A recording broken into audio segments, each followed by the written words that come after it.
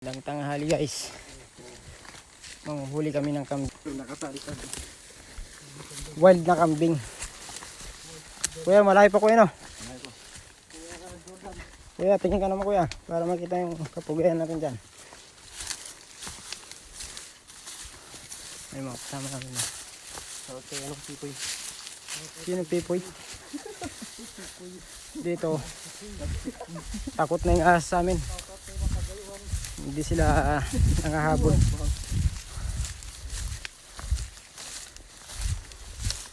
Mataas itong akyatan. Ilang oras pa kuya? 30 minutes before 3 weeks. Malapit lang yan. Alright. Thank you guys. Bye.